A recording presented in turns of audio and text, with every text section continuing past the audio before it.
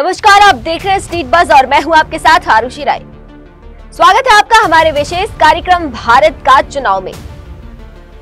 आज हम बात करेंगे मथुरा लोकसभा सीट, जिसे भगवान श्री कृष्ण की जन्मस्थली के रूप में भी जाना जाता है। कृष्ण सा ही चंचल है मथुरा का भी मिजाज। पहले और दूसरे चुनाव में निर्दलीय ने दर्ज की थी जीत। कभी वाजपेयी की हो गई थी जमानत जब्त। 90 के दशक में बढ़ने लगा बीजेपी का दबदबा। 2014 के बाद लगातार 2 बार से सांसद है हेमा मालिनी। क्या जीत की हैट्रिक लगा सकेंगी ड्रीम गर्ल?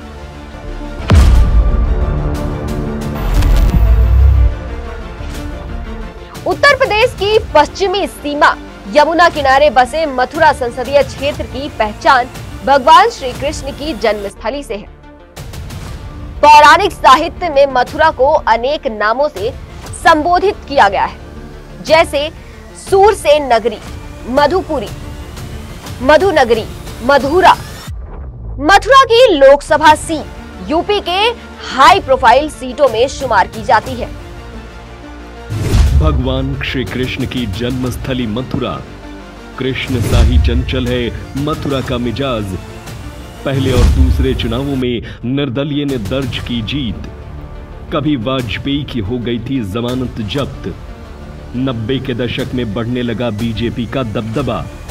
2014 के बाद लगातार 2 बार से सांसद है हेमा मालिनी।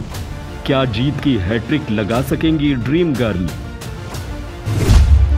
उत्तर प्रदेश की पश्चिमी सीमा यमुना किनारे बसे मथुरा संसदीय क्षेत्र की पहचान भगवान श्री कृष्ण की जन्मस्थली से है।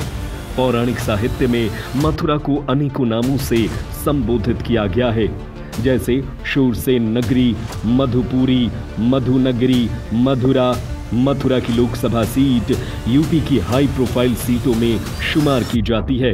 मथुरा को पिछले 2 लोकसभा चुनावों से ड्रीम गर्ल हेमा मालिनी का साथ पसंद आ रहा है। बीजेपी ने मथुरा लोकसभा सीट पर लगातार तीसरी बार हेमा मालिनी को उतारा है। अब देखना है कि हेमा मालिनी जीत की हैट्रिक लगा पाती है या नहीं। आजाद भारत में जब पहली बार लोकसभा चुनाव हुए तो इस सीट ने धारा के विपरीत चलने का अपना परिचय दिया। देश में कांग्रेस ही कांग्रेस थी, लेकिन जब चुनाव हुए तो यहां से कांग्रेस नहीं बल्कि निर्दलीय उम्मीदवार के तौर पर राजा गिरिराज शरण सिंह जीते। इसके बाद अगले चुनाव में भी यही हुआ। उसका किस्सा तो और भी दिलचस्प है। पूर्व प्रधानमंत्री अटल बिहारी वाजपेयी ने यहां से पर्चा भरा था। जनसंघ के टिकट पर वह दावेदारी कर रहे थे। लोगों को उम्मीद थी कि कांग्रेस नहीं तो जनसंघ के लिए लोग अपना प्यार दिखाएंगे, लेकिन हुआ उल्टा। एक बार फिर ये सीट निर्दलीय उम्मीदवार राजा महेंद्र प्रताप के खाते में गई। अटल बिहारी वाजपेयी की जमानत जब्त हो गई। उन्हें कुल जमा 10% वोट मिले थे।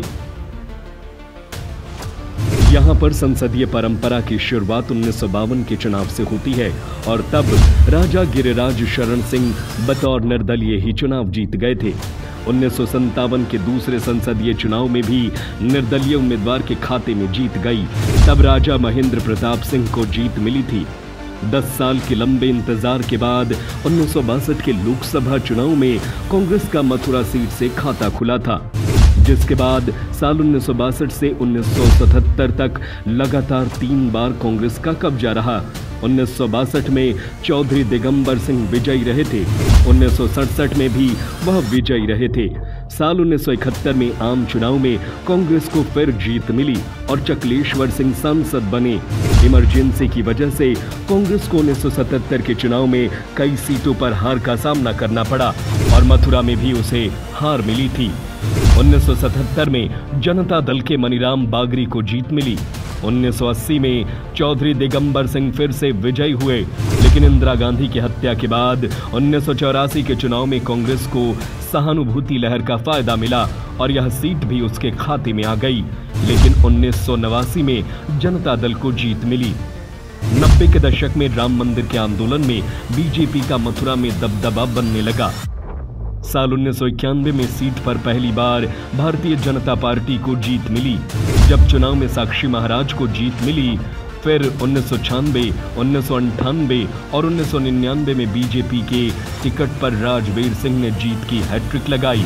लेकिन 2004 के चुनाव में कांग्रेस के टिकट पर मानिंदर सिंह को जीत मिली। फिर 2009 के चुनाव में बीजेपी और राष्ट्रीय लोकदल के बीच चुनावी गठबंधन था और यहां से आरएलडी के नेता जयंत चौधरी मैदान में उतरे और वह 1,69,613 मतों के अंतर से चुनाव जीतने में कामयाब रहे। पिछले 2 लोकसभा चुनावों यानी 2014 और 2019 से मथुरा लोकसभा सीट भाजपा के पास है। 2014 के चुनाव में मोदी लहर दिखाई दी और इस सीट से बीजेपी की हेमा मालिनी ने तत्कालीन सांसद और आरएलडी के प्रत्याशी जयंत चौधरी को हराकर चुनाव जीता। तब हेमा 1,69,613 मतों के अंतर से चुनाव जीती थी। साल 2019 की बात करें तो मथुरा लोकसभा सीट पर बीजेपी की ओर से फिर हेमा मालिनी मैदान में थी। हेमा मालिनी को टक्कर देने के लिए 12 अन्य उम्मीदवार मैदान में थे। कांग्रेस ने महेश पाठक, राष्ट्रीय लोकदल ने कुंवर नरेंद्र सिंह, स्वतंत्र जनता राज पार्टी ने ओम प्रकाश को मैदान में उतारा था, मगर हेमा मालिनी ने जोरदार जीत हासिल की थी। 2019 में हेमा ने सपा बसपा के साझे उम्मीदवार कुंवर नरेंद्र सिंह को 2,93,471 मतों से हराया था। अब यह देखने वाली बात होगी कि क्या इस बार भी ड्रीम गर्ल सभी को हराकर संसद पहुंचती है।